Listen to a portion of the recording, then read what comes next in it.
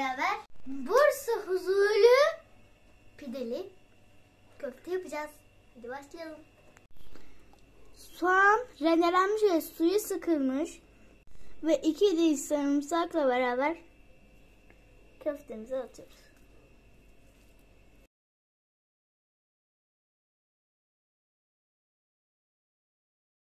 Arzuya göre baharatlarımızı atıyoruz.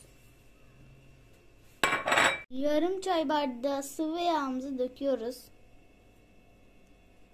Çeyrek çay bardağı suyumuzu döküyoruz. 1 çay bardağı galeta unumuzu döküyoruz. Ve elimizle karıştırıyoruz.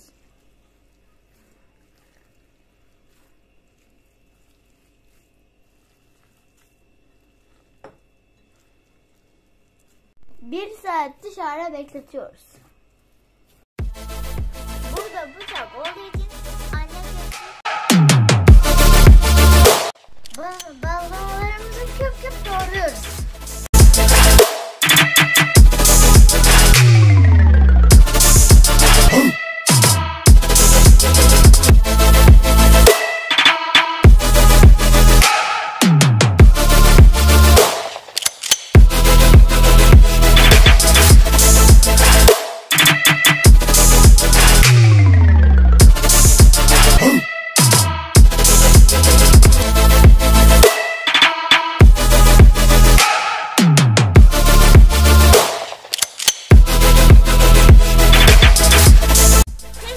Bazlamaları 15 dakika pişiriyoruz.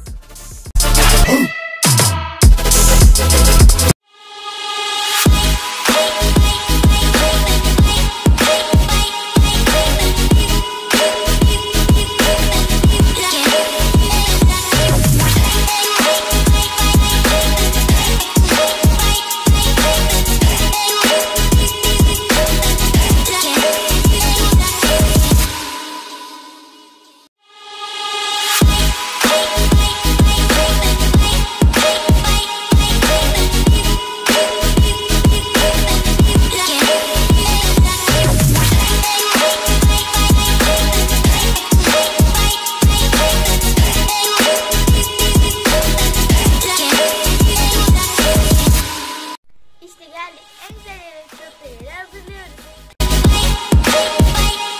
Köftelerimiz annemin yaptığı gibi. Ne olacak? Güzel olacak. Bursa köftenin özelliği budur zaten.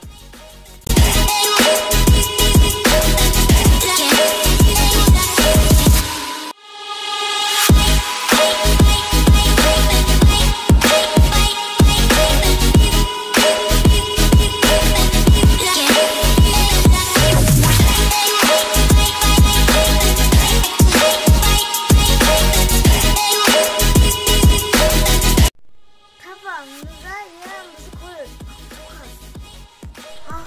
Hatta koyduğumuz yağı fırçayla yiyoruz. Pişirmeye başlıyoruz. Köfteler önce olduğu için çabuk pişer. Dikkatli olun. Yanmasın.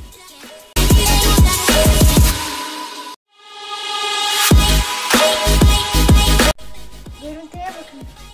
Ne kadar güzel.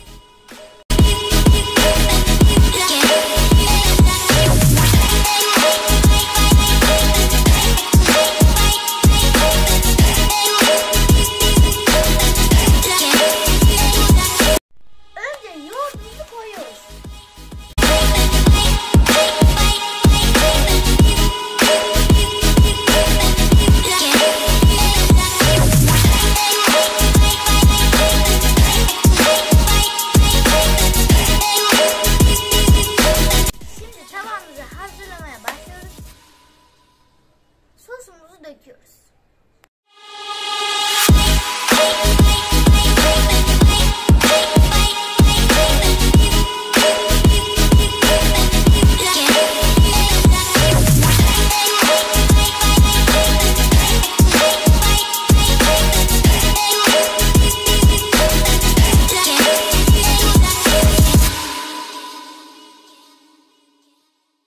Köftemiz muhteşem oldu. Hazır.